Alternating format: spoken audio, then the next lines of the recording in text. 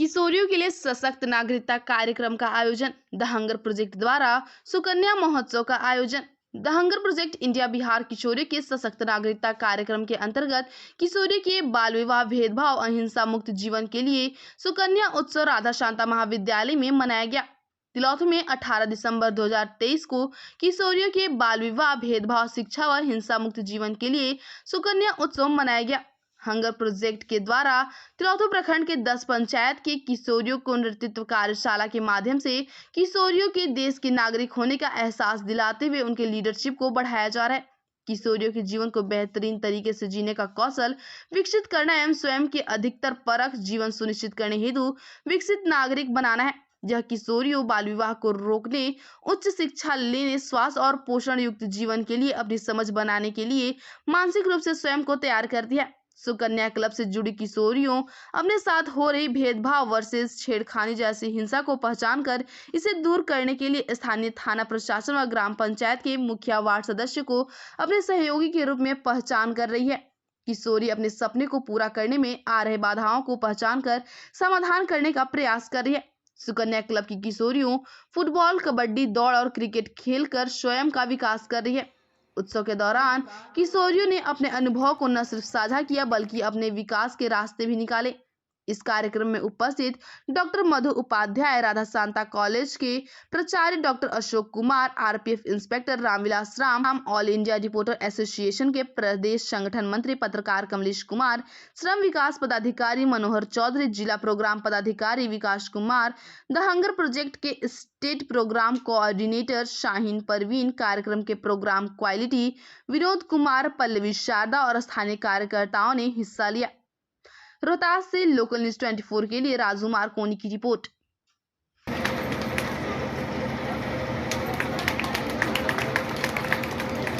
अगला कार्यक्रम के लिए तैयार है बच्चियां।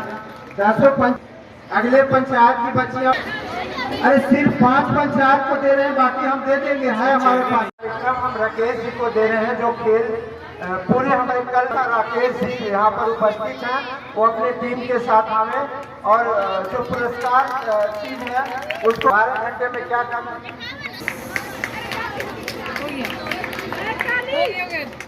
कम उम्र में जो शादी कर देते हैं लोग, बच्चों को पढ़ाना नहीं है, उसके ऊपर एक नाटक प्रस्तुत कर क्षमा कीजिएगा। पोस्ट ऑफिस से कागज आया है? हाँ आई। ये लीजिए ना नाटक का। केकर कागज हो? ये आपके घर का ही है रोहित। हाँ ये तो हमारे घर से है। हाँ तो आप लीजिए और साइन कर दीजिए। हमरा साइन ना करिए बेटा, हम पढ़ल पढ़े वाले नहीं। कोई नहीं, आप सिंपल लगा सकते हैं।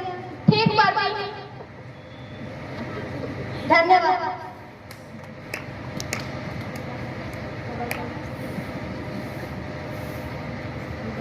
हेलो, हाँ ठीक है हम रख रहे हैं। ठीक है सर, रख रहे हैं। पानी लाओ। ठीक बात हुआ आगे नहीं? हाँ आगे नहीं, पानी लाओ। ठीक है, कोई नहीं।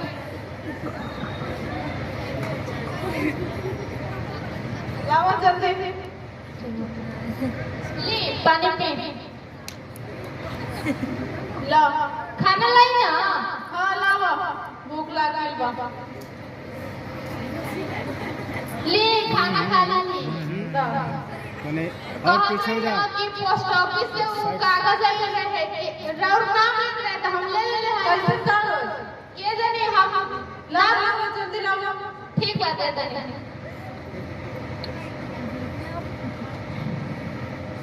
ली देखें।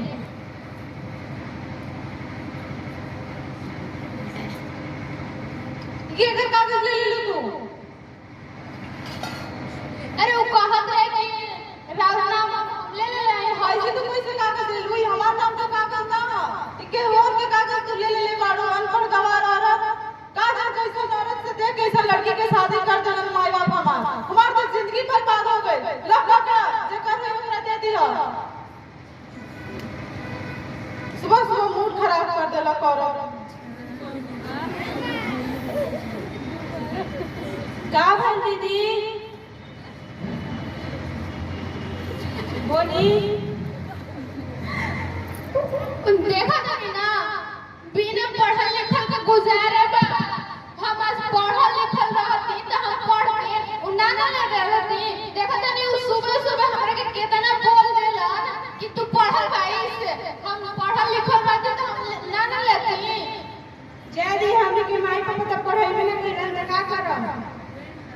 ठीक बात जाती है।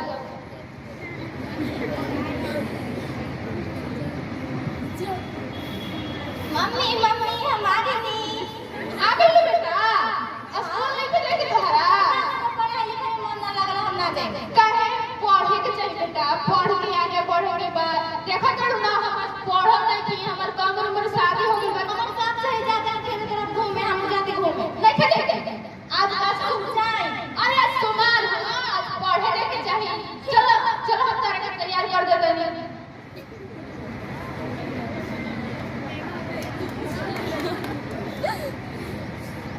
ला है बैग, स्कूल में अच्छा से पढ़िए जा।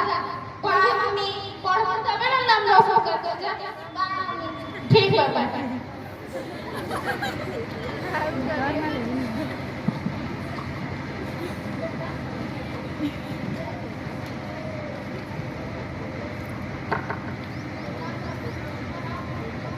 बेटी ना हो खेली सिरवा के बोझ पापा जी, बेटी ना हो खेली सिरवा के बोझ पापा जी, कि अपने अभियों से बदली रहुआ सोच चाचा जी, कि अपने अभियों से बदली रहुआ सोच चाचा जी। बेटी ना हो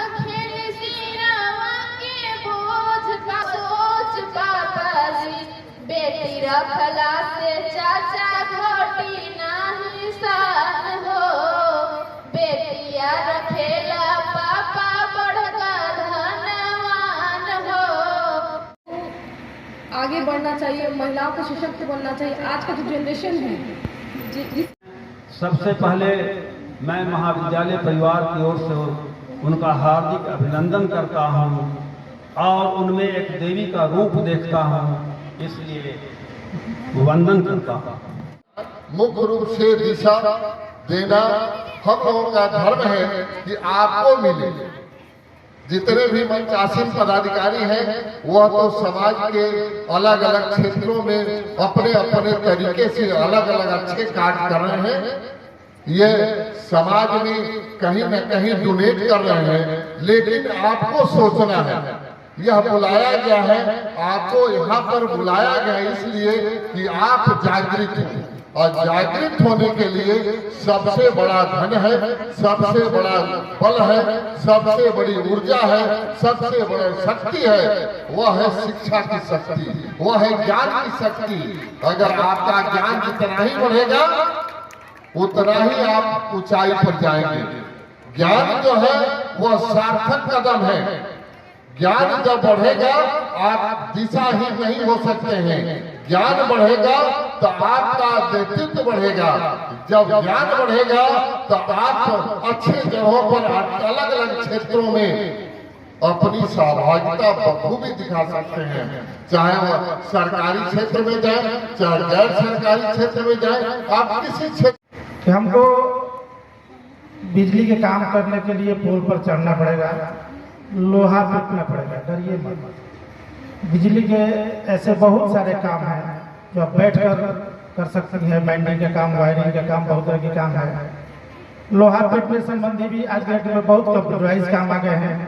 इसलिए तकनीकी क्षेत्र में शिक्षा के अलावे ITI में कुछ ऐसे चीज़ों की भी जानकारी दी जाती है जिससे कि आप तो शारीरिक मेहनत नहीं बल्कि दिमागी कसरत की जरूरत पड़ती है। ITI में सबसे बड़ा मूल्य चीज, सबसे पहला जानकारी आपको दिया जाएगा कि आप दुनिया के किसी भी काम को करते हुए कैसे सुरक्षित रहिए। सुरक्षा में रहने का, सुरक्षित रहने के तरीकों की जानकारी होती है। मुझे अलग से नहीं कहा, मैंने मैसेज सुना, मैंने कहा आप निश्चिंत रहें, हमारी उपस्थिति जरूर रहेगी। जैसा कि अभी प्राचार्य महोदय ने बहुत कुछ अपने बातों को रखा, सब लोगों ने रखा। मैं कहूँगी कि बेटियां सशक्त होती हैं तो माँ बाप अपने आप को सशक्त समझते हैं। मैं सबसे सर्वप्रथम अपने घर से चल रही हूँ, घर की से चल रही हूँ।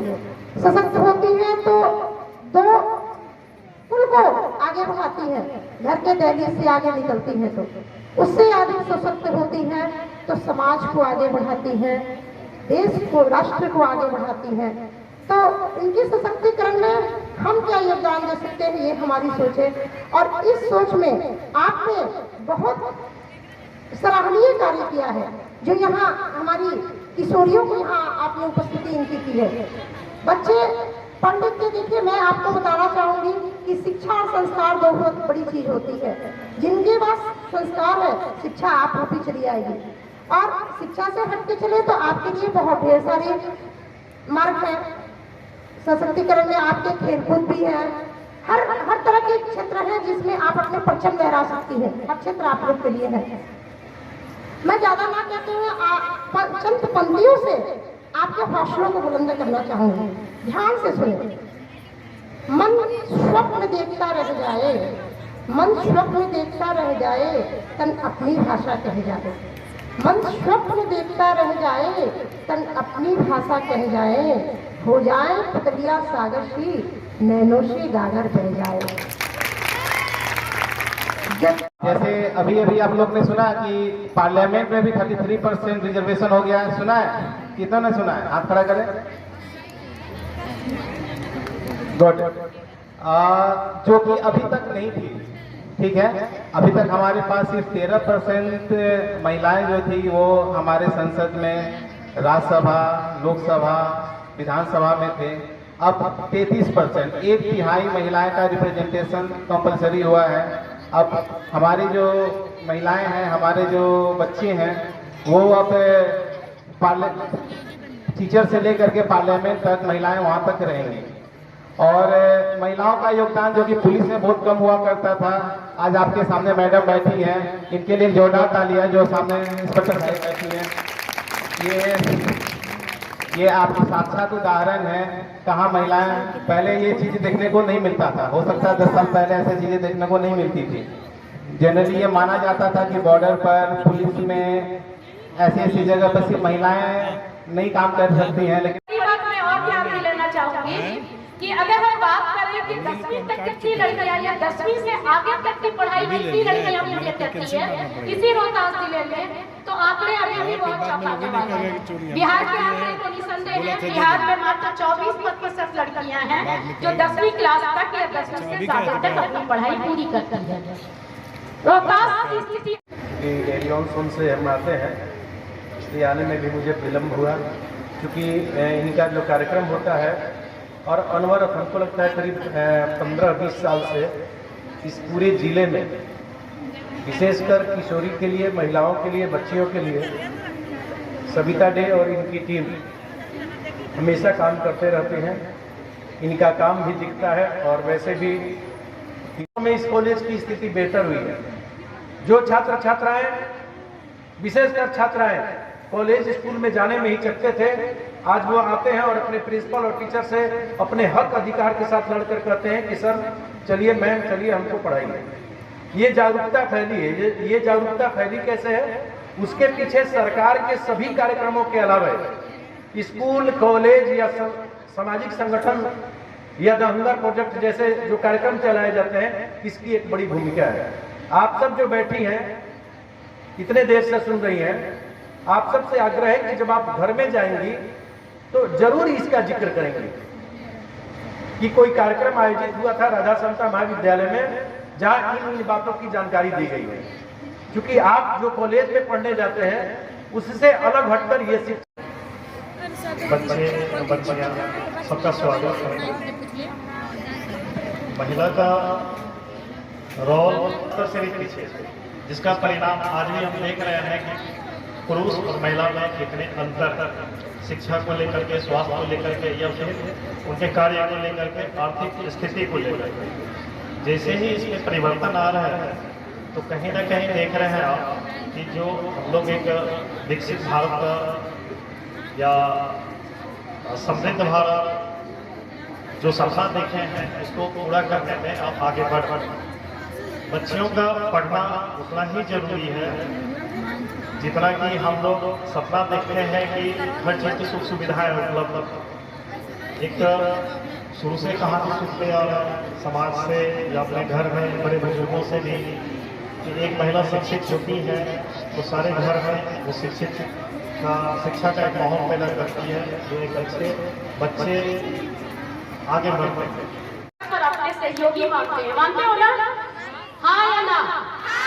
हाँ में भी दम नहीं है, ना में भी दम होना चाहिए, दोनों में दम होना चाहिए। हाँ या ना? तो आप सब ने जितने अच्छे से पूरी बातों को कहा, मेरा परिचय बस इतना सा है कि मैं शाहिदा परवीन हूँ और दहंगर प्रोजेक्ट जो कार्यक्रम चल रहा है, एक्चुअली ये एक इंटरनेशनल ऑर्गेनाइजेशन है। इसको सरकार के तरीके से जो हमारे लिए सुविधाएं आती हैं वो हमें समय पर मिले और नीतियों को हम अपने तरीके से अपने लिए संवेदनशील और अच्छा बना सकें। दूसरी तरफ आप सब बैठे हैं जिनके अपने सपने हैं, अपनी आकांक्षाएं हैं, अपनी चुनौतियां हैं, अपनी बाधाएं हैं। तो जिस जगह पर आज हम सब बैठे हैं वो बिलोतू तो नहीं, लेकिन मैं रोहतास के बारे में बोलना चाहूंगी कि हमारा जो पूरा काम है बिहार के अन्य जिलों में भी है और लगातार 15 से 20 जिले का काम का मेरा बहुत गहरा अनुभव रहा है। लेकिन दहेज को लेकर जितने कार्यक्रम यहाँ की किशोरियाँ प्रस्तुत करती हैं, दूसरी जगह की किशोरियाँ नहीं प्रस्तुत करती। जाहिर तौर पर ये हमेशा सोचने पे मजबूर करता है कि जहाँ तक साक्षरता दर दूसरे